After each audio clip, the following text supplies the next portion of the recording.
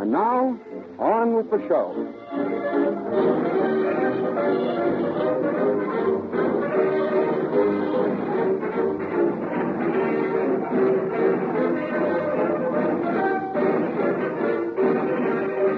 It is with great pleasure that we now introduce the man under whose direction the investigation of tonight's crime was conducted.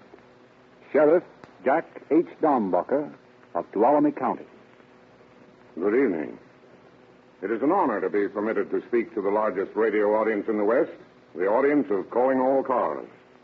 I've listened with keen interest to the cases of those fine peace officers, Jim Davis, Bodie Wallman, John Black, and others which have already been broadcast.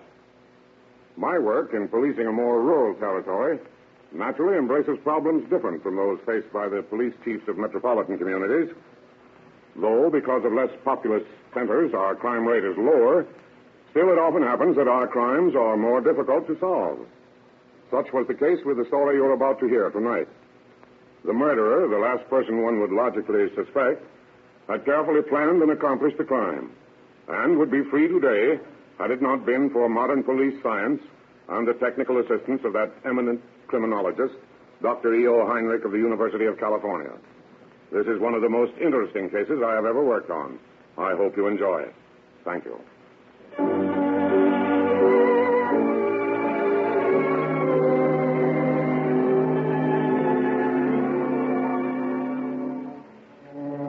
It is late afternoon, some years ago in Tuttletown, a small community in northern California. Hank Turner is sitting in his parlor, waiting for his son to return from work in the lumber mill. Hank is annoyed about something and pays scant attention to the day-old San Francisco paper he is idly scanning. He hears footsteps and the knob turning in the door. That you, Herb? Yes, Pat. Come in here. Coming. Well, what's in the paper today? Nothing. Letter come for you today. Oh, yeah? Where is it? There on the table. Well, that's Jim Dandy. Mind if I go up to my room and read it? Yes, I mind. Sit down, boy. I want to talk to you. What is it, Pat? That's the second letter that's come for you in 3 weeks. And both of them come from that there town in Texas. Well, what of it? That woman's still writing to you. Well, what if she is? We talked that all out, Herb. I ain't going to have you man up with some woman you hear from to one of them there matrimonial agencies. They only have the best people at that agency. Best people? How do you know? She sent me her picture. Told me all about herself. Yeah, and she told you she had a brat. She's been married afore. But she's divorced. Divorced. Yes, and God-fearing people don't get divorced. They stay married. Why, Pap, in New York and in Hollywood, lots of people get divorced. That ain't no sin. The church frowns on it. It ain't right. It ain't decent. Alma's decent. A lot you know. If she couldn't be a good wife to one husband, how do you know she'd be a good wife to you? She writes a mighty pretty letter. Now, that won't bake no bread. Well, I'm in love with her. In love with her? Why, you ain't even seen her. You're in love with a picture. In love with some scrawls of ink on a piece of paper. You ain't old enough to know what love is. I'm going on 27, Pat. I was 35 before I married your ma. I know what I'm talking about. You ain't much more than a shirt-tailed brat yet. Look here, Pap. You got to make up your mind sooner or later that I'm a man. And what's more, Alma's coming up from Texas next week, and I'm going to marry her. Son, you ain't going to marry her. I forbid it. Pap, I got a mind of my own, and it's made up. I'm going to marry Alma next Tuesday.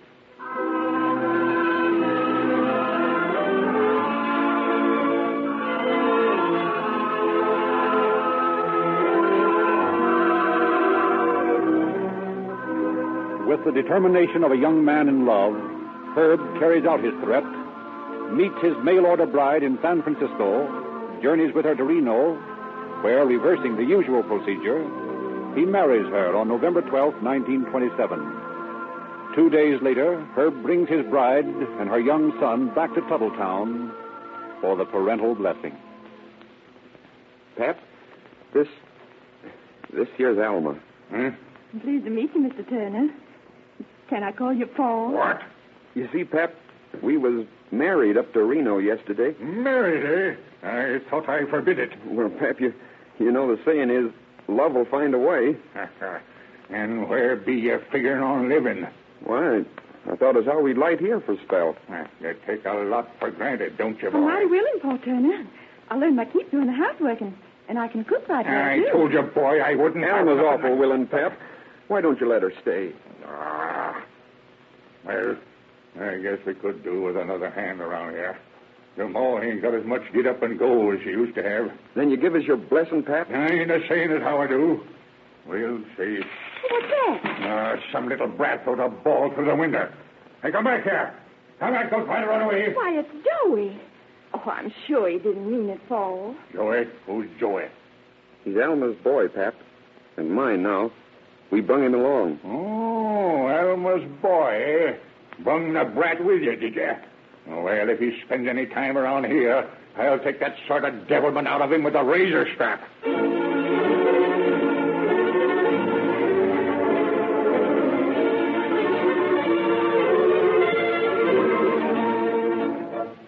Hank Turner's attitude does not change, and poor Joey is the object of his step-grandfather's constant criticism. Whenever Alma objects, Herb, once the first flush of love has subsided, sides with his father. 2 years of constant wrangling over the subject of the boy create a strange circumstance in the Turner household.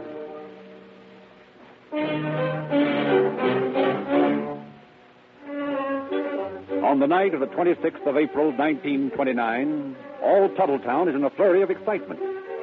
In the rough board schoolhouse, a dance is being held. From the cow ranches and from the gold camps, the countryside flocks to the social. And by 9 o'clock, the dance floor is filled with couples strutting through a Virginia reel to the music furnished by Hank Turner and his brother. Outside, Herb sulks in his car. What's the matter, Herb? Ain't you coming in with the social? No, don't feel like it. How come? Oh, me and the old woman had another battle. Ain't getting along so good, huh? Oh, I guess we get along as well as the next one. I reckon all women are alike. Yeah, you know how it is, Herb. We can't get along with them, and we can't get along without them. Well, see you later, Herb. Good evening, Mrs. Herb. Well, Herbert, are you going to sit down here all evening? I told you I didn't want to come to this monkey shine. It looks mighty funny when a woman's husband won't come in and dance with her. I can't dance, and you know it. Well, you'll catch cold sitting out here. And I brought you some coffee. That ought to warm you up. Thanks. How late are you going to stay? As late as I want to. Well, Mr. Turner, you feel like going to the dance? Oh, yes, thank you, Mr. Johnson. Suppose we do take a turn or two. Right nice gathering tonight, ain't it? Sure is. My, it's making me feel young again to be dancing. Young again. I shucks, Mrs. Turner. You're feeling chicken. Oh, Mr. Johnson. Sure thing. If you want Herb Turner's wife, I declare I think I'd court you myself. Mr. Johnson. You know, I'd like it if you call me Pete. All right, Pete. Something's wrong with Herb. He's something awful. He's rising and groaning. Oh, where is he? Outside. You better come quick. Yes, I'm coming.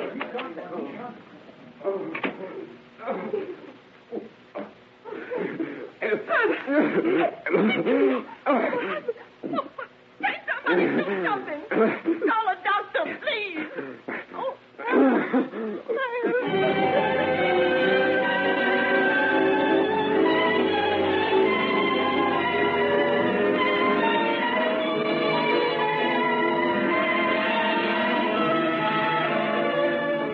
A doctor is called from Sonora, and before he can arrive, Herb Turner is dead. The sheriff is called. He orders the body turned over to the coroner for autopsy, and he and a deputy get the names and addresses of the guests at the party. The next morning, Sheriff Dombacher and a deputy are seated in the sheriff's office discussing the case as they await the findings of the coroner. You know, Ed, I'm positive that guy was murdered. Well, what makes you so sure? All you have to go on is circumstantial evidence. I realize that. But I think we can find the murderer and convict him on that evidence. We've got the cup that the victim drank the coffee from, and this empty vial I picked up near the car last night. What was in it? I don't know, but I put in a call for the druggist who sold it. I'm expecting him up here, and I've asked him to bring his poison register. Poison register? You think Turner was poisoned? Yes. Come in. I'm Edward Swallow. You sent for me? Yes, Mr. Swallow. Sit down, please. You brought your record of poison sales? Oh, yes, sir. It's right here. I have here an empty bottle from your drugstore. There's a number on the label, 1263. Have you a record of that sale? Let me see. 1263. Oh, yes, sir. Here it is. What was the sale? 1/8 of an ounce of strychnine. Strychnine. What did I tell you, Ed? Well, still that doesn't prove anything. Well, when I find an empty poison bottle and a dead man within 6 feet of each other, I begin to put two and two together. Who did you sell this strychnine to, Mr. Swallow? Mrs. Joe Williams, sir. She said she wanted to poison a dog that'd been killing her chickens. Do you know this Mrs. Williams? Have you ever seen her before? No, sir. Would you recognize her if you saw her again? Yes, I think I would. That's fine, Mr. Swallow. We may call upon you for an identification. Now, if you'll let me have the page out of your register that has Mrs. Williams' signature on it... I couldn't let you do that, sir. The law says I must keep the record. Well, I'm the law, Mr. Swallow. Yes, sir, but I... The reason you're required to keep a record of all sales of poison is to be of assistance in just such cases as this. Yes, sir, I suppose that's so. Well, very well, then. Here's the page. Thank you, Mr. Swallow, and we'll let you know when we need your valued assistance again. Thank you, sir. Thank you. Good day. Good day, Mr. Swallow. Well, Ed, we're getting places. Well, not that I can notice. Well, stick around and watch this case grow. Oh, good morning, Doctor. Morning, Sheriff. Well, have you completed the autopsy? Yeah. And? The man died of strychnine poison. Just as I thought. Well, how did you know? I just finished tracing the sale of the bottle I found near his car. It contains strychnine. Undoubtedly, under analysis, the coffee cup will show strychnine. Yes, which doesn't prove he was murdered at all. He could have poured the strychnine into the coffee himself, thrown the bottle away, and committed suicide. He could have, but he didn't. I'm going to question everyone who was at that dance last night until I get the information I'm after.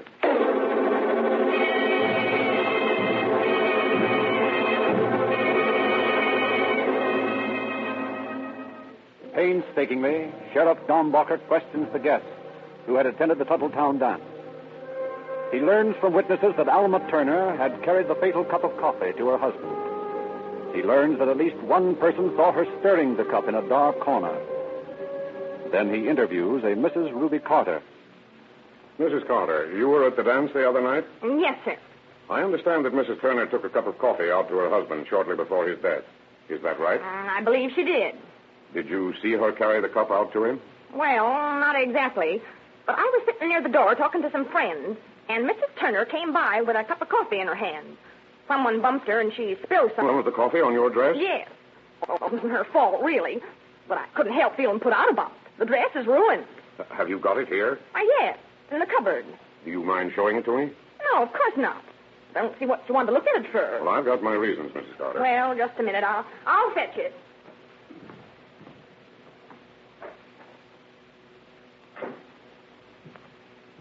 Here it is. Just look at them coffee stains. Ain't it a shame? Yes, it is, Mrs. Carter. These are the stains here? Yes, right there on the skirt. Mrs. Carter, I'll have to take this skirt with me. What for? For evidence. Well, I don't know what you're talking about. But if you want that dress, you'll have to pay me what it's worth. Well, I thought you said it's ruined. Well, it is, but I can still use it around the house. Well, I think we can arrange to pay you for it. I can't for the life of me see what you want with it. Well, I'm not at liberty to tell you now, Mrs. Carter. But I've got a hunch you'd be surprised if you knew what else was in those stains besides coffee.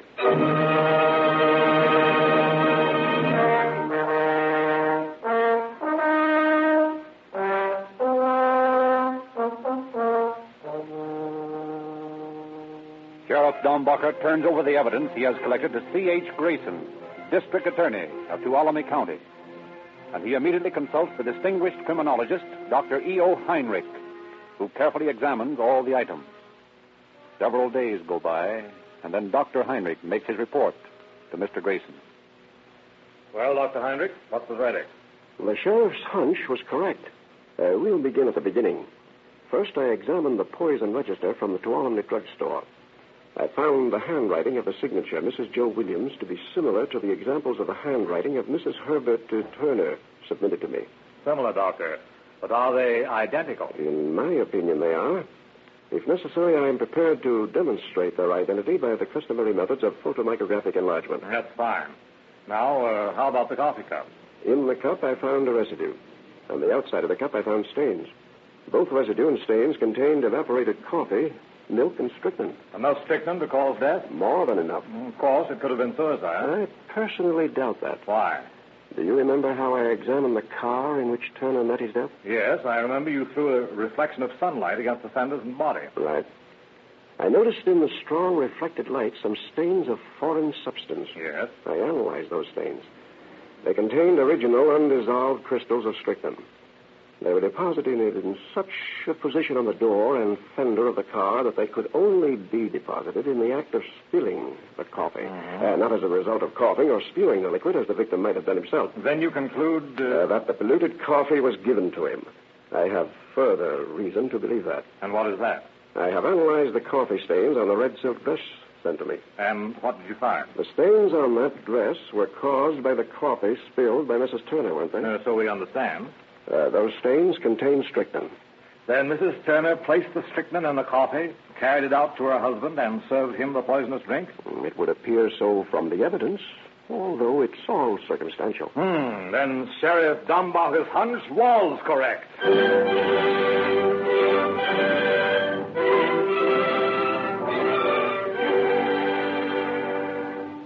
Howdy, Sheriff. Hello, Mr. Turner. You found the murder of my boy yet, Sheriff? I think we have. Is Mrs. Turner at home? You don't mean Almy? I mean your son's wife. Well, I always thought as how she done it. I always knowed she'd do her no good. But I step and hide. Oh, wait a minute, Mr. Turner. I haven't said anything. But Alma did do it now, didn't she, Sheriff? I'm not saying she did or did not. But I want to know whether you'll sign a complaint charging your daughter-in-law with murder. Sheriff, I'll be glad to. Give me them there papers. Here you are. There. Now, does that make it legal? Yes. Oh, Almy. Yes, Paul. Come out here. You got a visitor. A visitor? Well, who's come to see me, Paul? Is it Mr. Johnson? No, it ain't Pete Johnson. It's the sheriff. He's come to take you to jail for murder and harm. What? What? You're fooling me, Paul. I ain't the fooling you. Tell her, Sheriff. Mrs. Turner, I arrest you for the murder of your husband. You arrest me? For murdering Herb? No. I didn't kill him. Why, I loved him. He was the only man in my life. No, I'm not guilty. I'm not. I swear I'm not.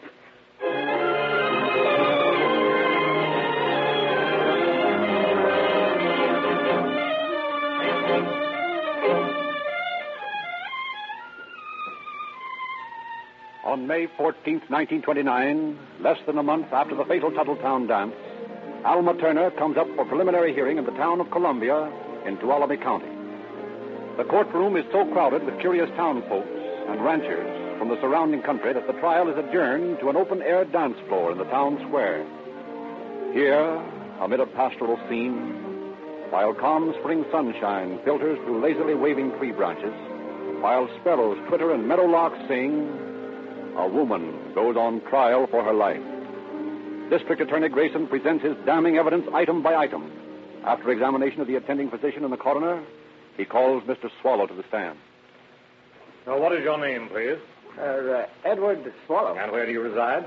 Tuolumne, sir. What is your occupation? Pharmacist. On the 26th of April, did you have occasion to sell any poison of such a nature that would require the signature of the purchaser? Yes, I did. To whom was the sale made? A person signed the name Mrs. Joe Williams. What kind of poison was purchased? Strychnine, sir. Had you ever seen this Mrs. Joe Williams before? No, I hadn't. Was the signature of Mrs. Joe Williams attached to the record in your presence?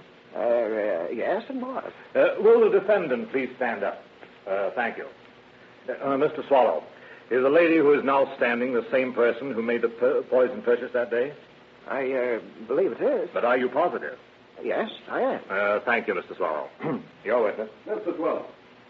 I've heard you testify that you are positive the defendant purchased strychnine from you and signed her name as Mrs. Joe Williams. How are you positive? I'm waiting for your answer. I can't answer that. Just you and the purchaser were in the store at the time the poison was purchased. Yes, sir. Now, you cannot tell me the reason why you so positively identify this woman. No, I can't. What was the color of her hair? Tell me quickly without looking. It was brown. Yes, the defendant's hair is brown. But, Mr. Swallow, have you any idea how many other women in the world have brown hair? Have you any idea, Mr. Swallow, how many shades of hair coloration are referred to as brown? Why, no, I haven't. Then how can you be so positive in this identification you've made? Well, I got a small store, and I don't sell poison every day. I remember the people I sell it to. And you are positive that this is the same woman? Yes, I am. That is all. Your Honor, I submit to the court at this time that there is sufficient evidence in my mind to bind the defendant over to trial in the Superior Court, and I will ask that she be held to answer for trial in the Superior Court. Has the attorney for the defense any remarks? We have no evidence to offer, Your Honor. However, I might say at this time, if the court please, the defendant has not been informed of her rights. Neither has she been charged with anything in this court that I know of. I have not seen any indictment or any complaint or anything at all. Your Honor, if my worthy colleague has not seen a complaint, then he has not looked for it. The record is here for him to scan if he wishes to examine it. I feel that the prosecution has shown just and sufficient reason why the defendant should be bound over to the Superior Court for a trial on charge of murder. In view of the testimony just had, it appears to me that the offense of murder has been committed, and that there is sufficient cause to believe that the defendant, Alma Turner, is guilty thereof. Therefore, I order that she be held to answer the same, and that she be committed to the sheriff of the county of Tuolumne to await trial on the charge of murder.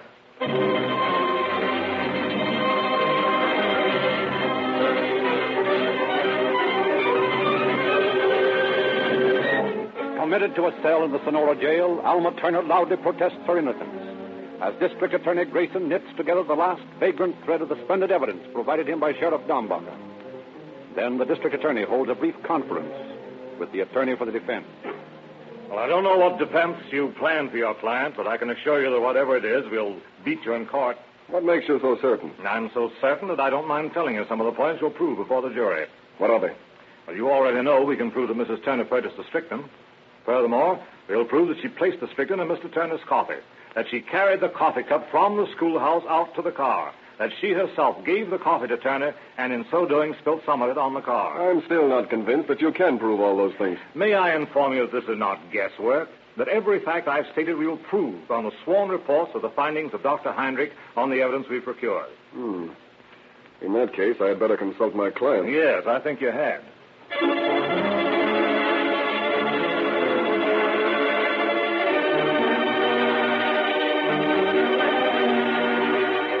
On June 4th, following the consultation between Alma Turner and her attorney, she is led before Superior Judge Warren.